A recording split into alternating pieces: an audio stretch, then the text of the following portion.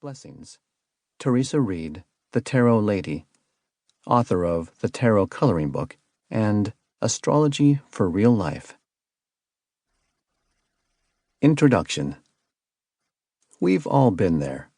Sitting anxiously, you clutch your deck of tarot cards with a burning question in mind. You are desperate for an answer, a sign, some reassurance that there is a way forward. The fear of the looming decision you must make feels all-encompassing. Perhaps the cards will bring you clarity. You've always been an open-minded, spiritual person. Perhaps the universe will finally give you the answer you need to get out of the pit of fear you find yourself in. You take a deep breath. Trembling, you turn over the first card. It's the Eight of Swords. This can't be good. So many of the tarot books that you've read warn you about how awful this card is. Stagnation, fear, destruction, calamity, illness, the ruination of all your plans. The worst images of suffering cycle through your mind. You feel let down. This reading was supposed to make you feel good, to give you clarity. Instead, you are more confused and even more desperate for reassurance. The Eight of Swords? Are you kidding me? This just can't be. How could the answer be so hopeless? You think to yourself, perhaps I wasn't clear when I was focusing on my question. Aha! That's it. You just need to focus more. Think positive thoughts. Law of attraction, right? If you think more positively, you can override your anxiety, and the next card will surely give you more uplifting news. Breathing deeply, you let go of the scary imagery of the first card. You begin to shuffle again. You focus on thinking happy thoughts.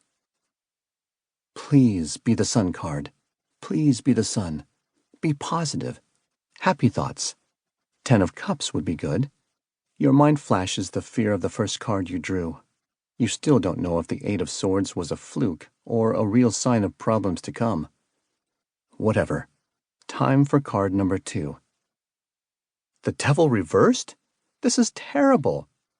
This reading is a disaster. A sinking feeling of hopelessness prevails. Is the moon void of course? Maybe you can't just do a good reading because it's during a Mercury retrograde. Maybe you are just a bad reader and don't know tarot as well as you thought you did.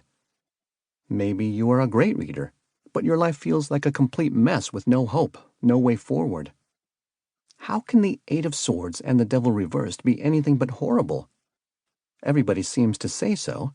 You've read all the books, all the mini booklets that come with the cards.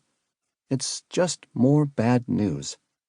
Even the sketchy fortune teller you got that reading from on South 9th Street told you that the Eight of Swords and Devil reversed mean you must have a curse on you from a hidden enemy. And for $900, she can focus all her magical prayers into removing it for you. Let's face it, the tarot's symbolism can be downright scary when you are navigating alone in the dark with the fears you've brought with you. Some of the tarot's imagery, particularly in the Rider-Waite-Smith deck, can appear absolutely frightening. So many decks have evolved from this deck's iconic symbolism, and yet so many past interpretations of its darker cards leave little sense that life will improve, especially if you receive the 8, 9, or 10 of Swords to symbolize your outcome in a reading. Many of the interpretations available for the cards seem to pour kerosene on the flames of what we fear most. It's no wonder that there is an amorphous anxiety among the general public when discussing tarot card reading. For many, the cards seem linked to omens of bad news. In popular culture, tarot is presented as scary. We all remember the movies and soap operas in which the old woman with the raspy voice turns over the death card, a sure portent for impending doom. Tarot is also presented as a scam. Call me now for your free tarot reading, Miss Cleo trumpets with her faux Jamaican accent. Unfortunately, tarot has been used by unscrupulous villains in the past to scare people with tarot's imagery. After all, people who are afraid are easy to control. The actual cards and their imagery are not the problem. The problem occurs when we look at those symbols through a lens of fear. In actuality, the tarot symbols can uproot and highlight where our problems are.